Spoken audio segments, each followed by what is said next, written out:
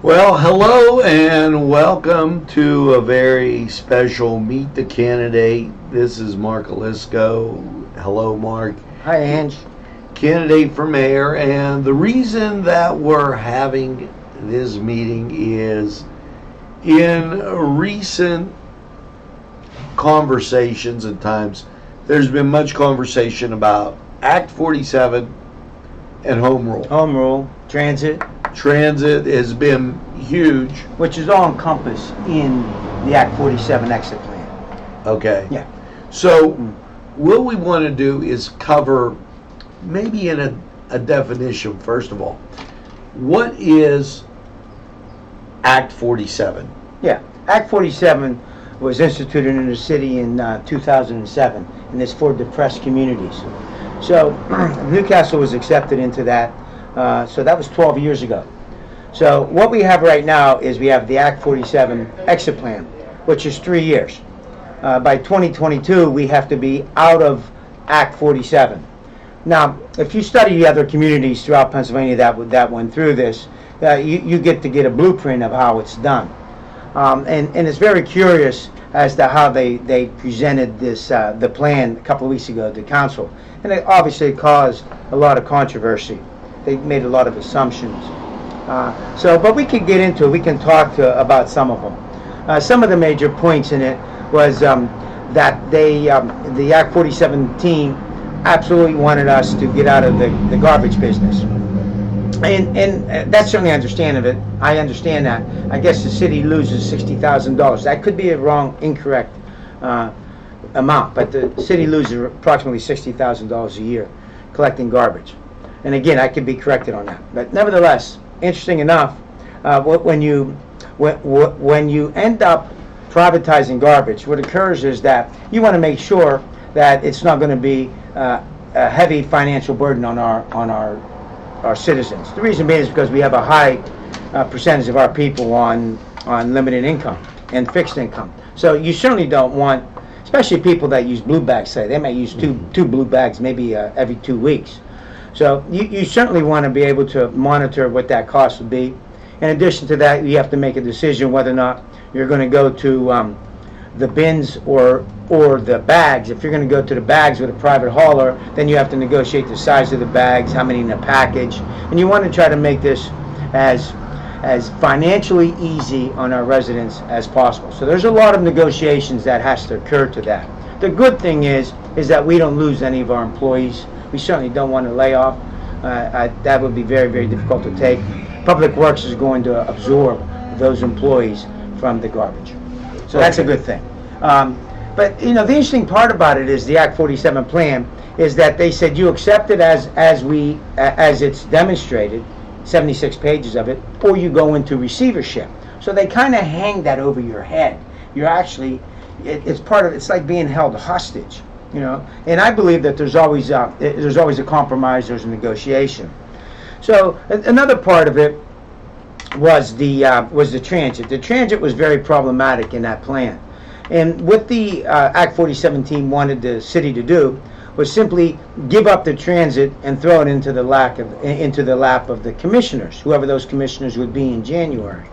And that was a major problem for me and for other members of council and the mayor, because what occurs then is that once you pass that Act 47 plan, it becomes an ordinance.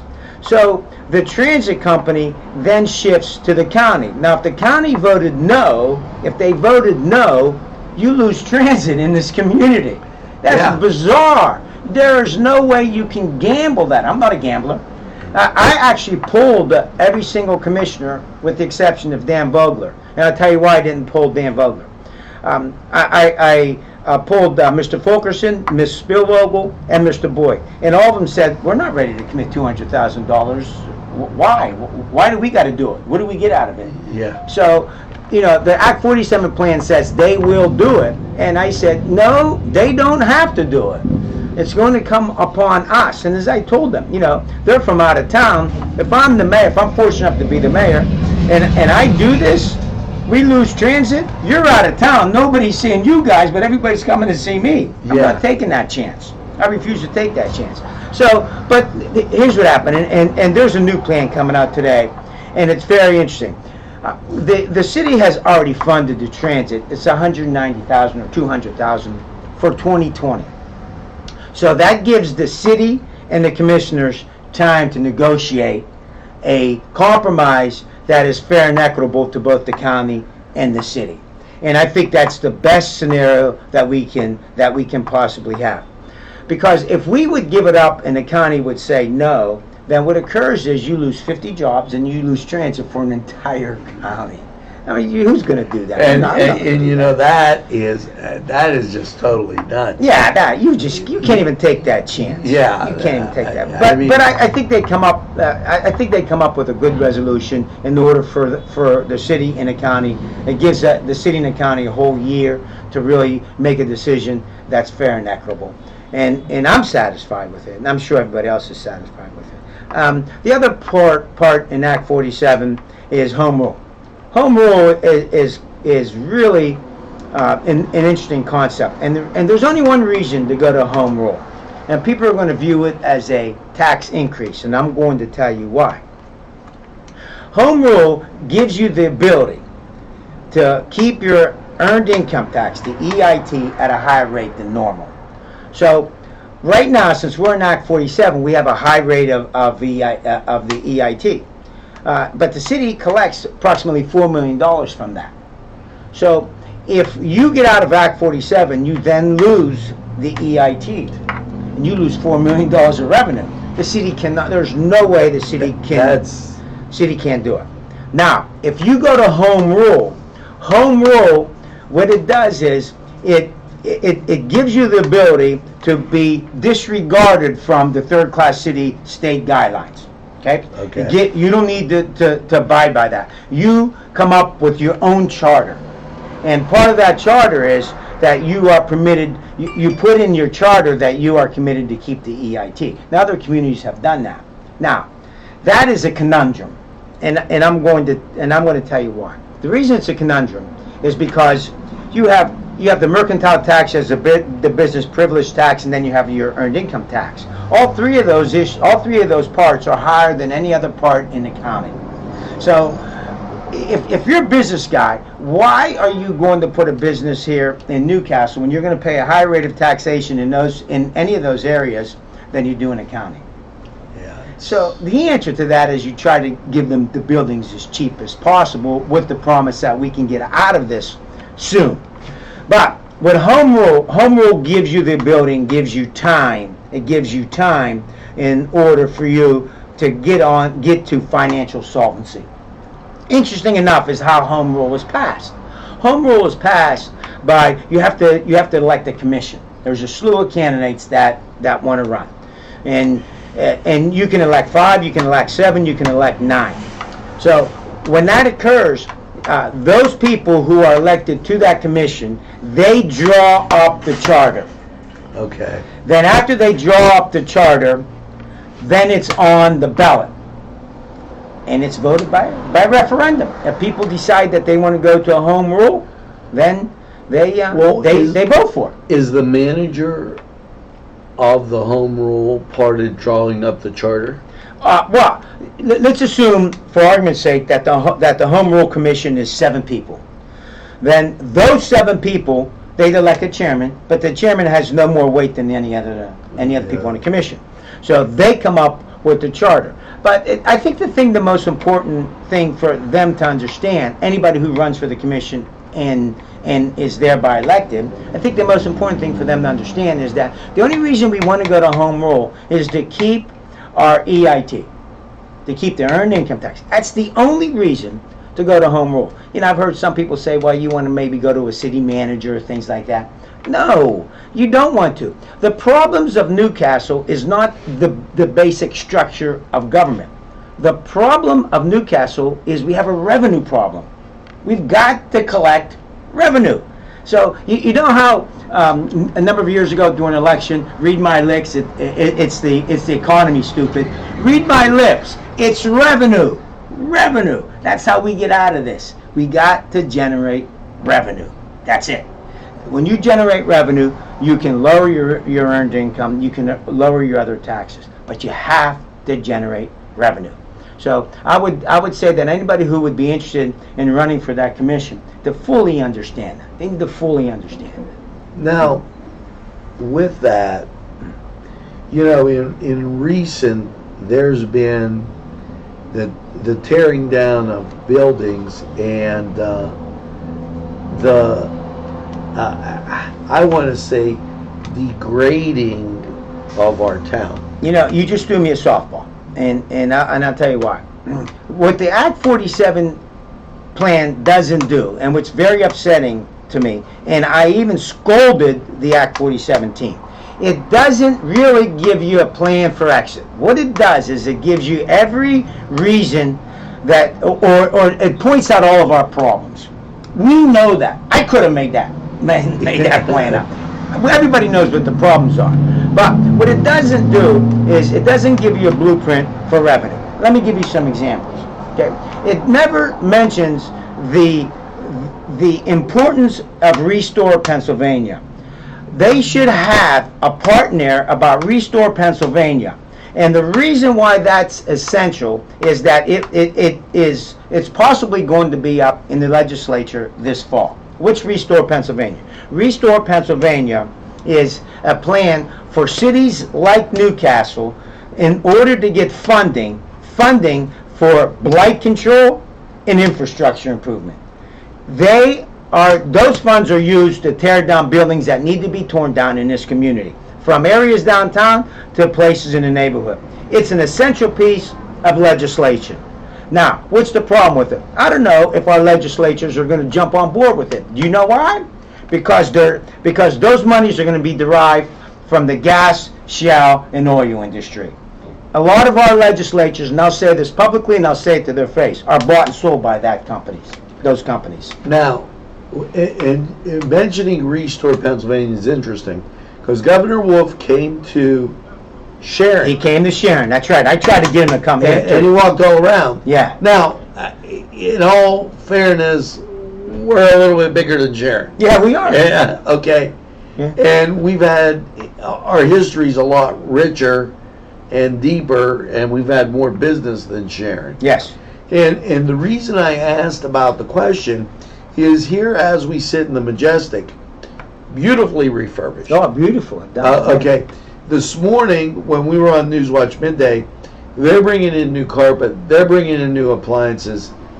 Every apartment gets redone. Sure.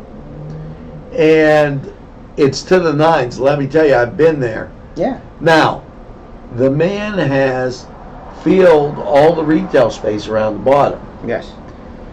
And so often we see that and don't grasp retention. I mean, it wasn't long ago, and I'm gonna throw one out here. We turned down Dollar General from coming in to the city. Yeah, that's still up in the air, though. And you know. But what you say is right. The question is yeah. Why are we turning down revenue makers? Well, you're gonna have to ask the mayor that, and it has to do with the integrity of the neighborhood. I mean, I haven't touched that subject because I wasn't there then. You know. And we're not your administration will not turn down stores wanting to come into the city. Well, absolutely not. I don't think you can turn down revenue. However, but then again, I'm not going to put a piece of commercial real estate right in smack into one of our neighborhoods. But I mean, like something like you got at Eaton Park. Yeah. Oh my God. Well, see, listen. Here's the thing, and this again, it goes back to the Act 47 plan, and we should be on a higher priority list in order for us to gain grants for a lot of our assets. Here's our assets. We have many assets here. We have the center, the old Days Inn. That's an asset. That can be marketed throughout the country. We have Eaton Park. That's an asset. Everybody looks at it as an empty building. I look at it as a great advantage. Yeah, especially when you get up at 4:30 in the morning and you want to go get a coffee, Yeah. and you can't. Those buildings are assets to us. So my point is that Act 47 team should also pledge that, look, we're going to help you get out of Act 47. We're going to help you exit, and we're going to put you on a higher priority list for grants, but you got to come out and get them. And I'm on board with that. And I reprimanded the Act 47 team for not having that in their plan. Now, obviously, I said, look, I don't know if that's what you normally don't do, but nevertheless, you should give us something to hang our hats on. We need to be higher on the priority list to gain those things. We need to be out there getting grants in order for us to market our assets, and we have assets. And the next thing we need, and we need very much, we need guys, we need investors that want to come into this community. And that's not going to happen until we change our culture of losing in this city. And we got to do that by changing the attitude. And that's even on the residents as well. You want good people, and you want good people to come into this community, and you want good people to say things good about Newcastle, what's great about Newcastle. Then what our residents have to start doing is talking about how good Newcastle is. And that's what I'm about. I'm about the positive stuff here in the city. When I look at this city, I don't look at the negative part of it. I look at the positive part of it, and I look at it ways as how we can market our assets. And I believe we have a lot of assets. But you got to go out there, and you got to work, and you got to do it. The Act 47 exit plan is not a death plan. It's not the end of Newcastle. What it is it's going to give us a chance to catch our breath, get out of Act 47, and give us a chance to generate some revenue in this community. And I have had a number of meet and greets throughout this community as to how we can generate some revenue. Now, just so I'm clear, here's Act 47. Now, when you get out of Act 47, is home rule an interim step, or is it home rule forever? Yeah. That's a great question. I have actually asked that question. Like, for instance, if we go to home rule, can we then get out of home rule? Well, let's take, for instance, and this is my opinion, and I have to investigate it further. Let's say let's move ahead and say that we initiate home rule. Okay. And we keep a strong mayor form of government with 5 council people. However, you have the ability to keep your earned income tax out. Okay, so let's say that we start generating revenue and we start making a real turnaround. Well, then we're going to have to lower our earned income tax and the rest of those. So the question then is, why are we in home rule? We can go back to being a third-class city and under the guidelines of a third-class city. So, and my thought is, do I know that process right now? No, I don't. But I believe that there is a process to do that. Okay. Now, we're a third-class city. And they go second class, first class city, right? Well, yeah. Obviously, Pittsburgh is a second class city. And it's interesting. It's really, really interesting. For instance, I really don't want to go to home rule personally. I really don't, but I understand the need to. But Pittsburgh is a second class city, and they got out of Act 47, and they kept their earned income tax. They kept their taxing authority, but they did not go to home rule. And the reason why the state made an exception for them was because they were the only second-class city that asked for the exemption. Now, that's what they hang their hat on, okay? Give me a break. But there's a House bill, and the House bill is long and laborious, and I've read through most of it. It's House Bill 2557. If anybody's interested, look it up. House Bill 2557 assisted in Harrisburg getting out of Act 47. And they were able to not go to home rule, but they were able to keep their taxing authority. So there's cities that have done it, but again, listen, everything is politics. I get a big kick out of people who say, well, you got to take politics out of government. No, you can't do it. It's an illusion.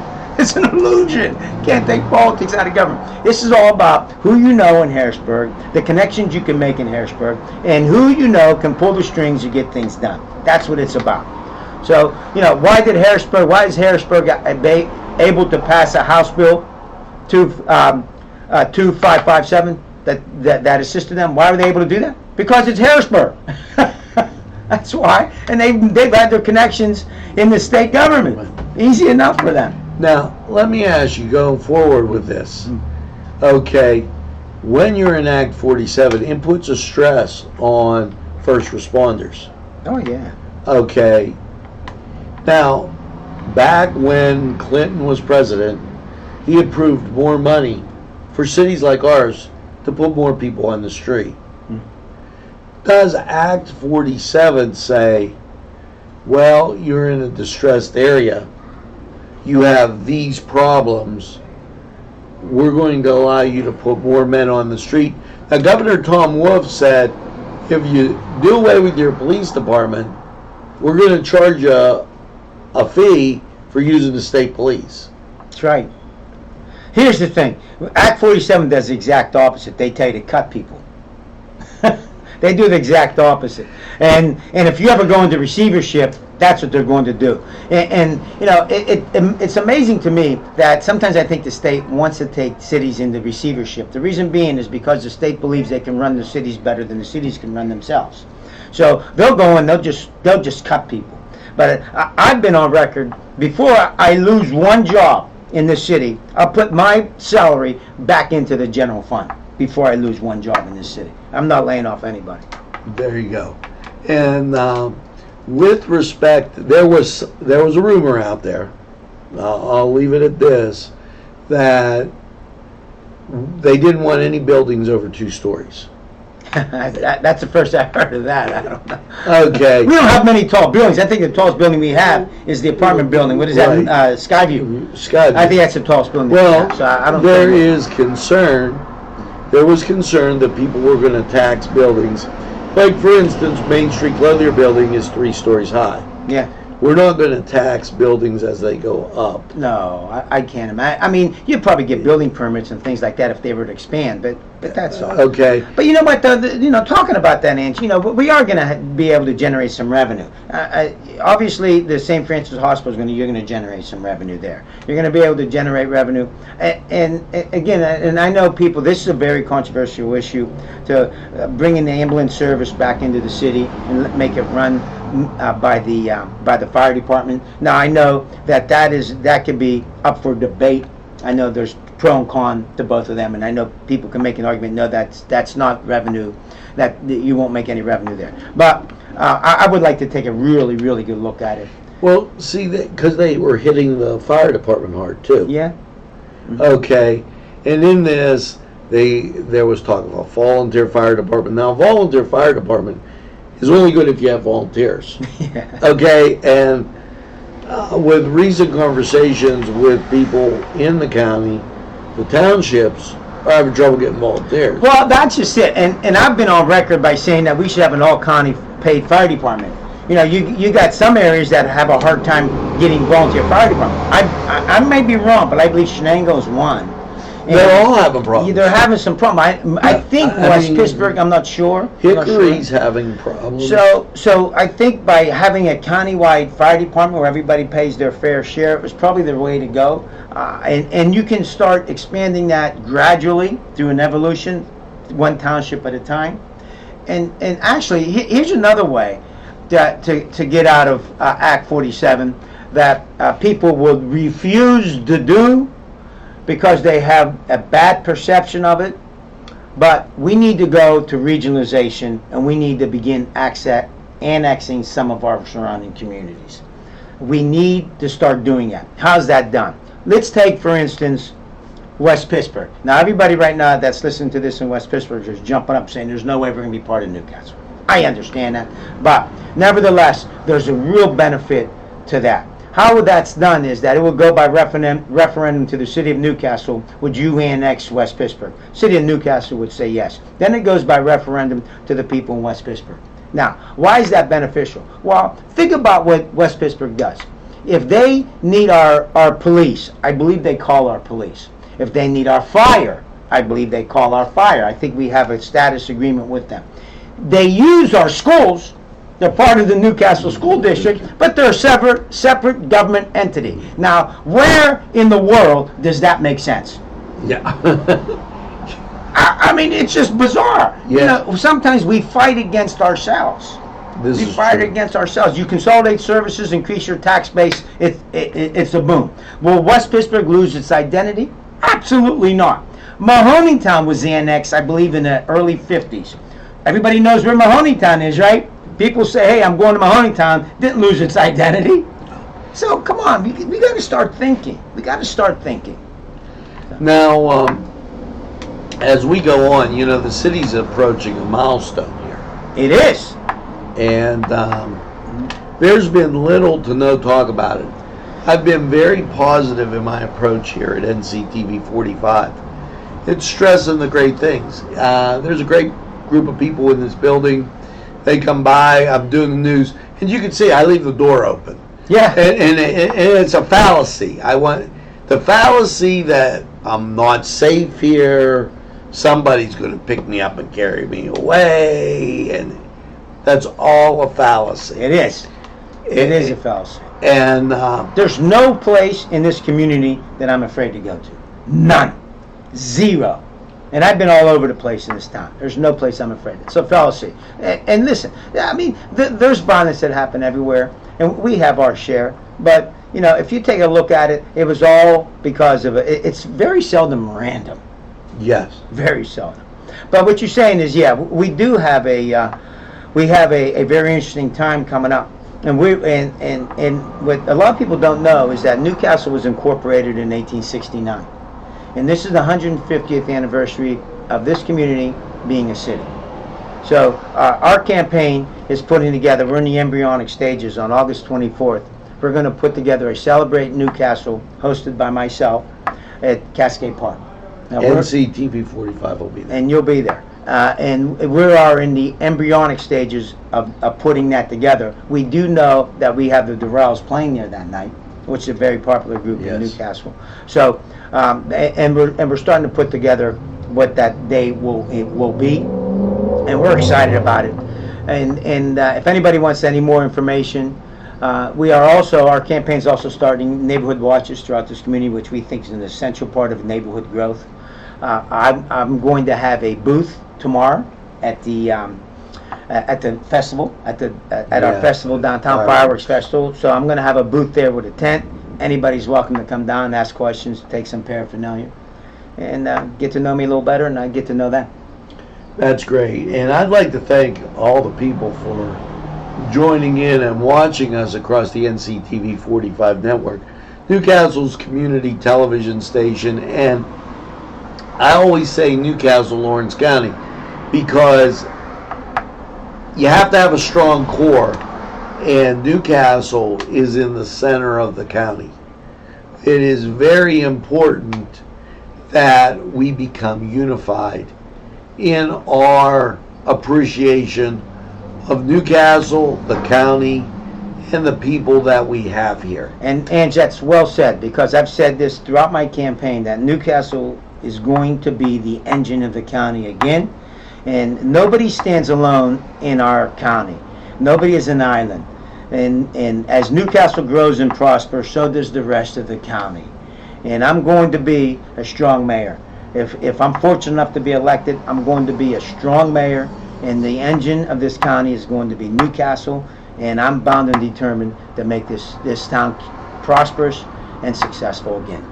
Mark, I want to thank you for coming on NCTV45 and Meet the Candidate. And I'm gonna step out here. You know, I appreciate the small business attitude that you've had towards this station. It's the second time you've been here.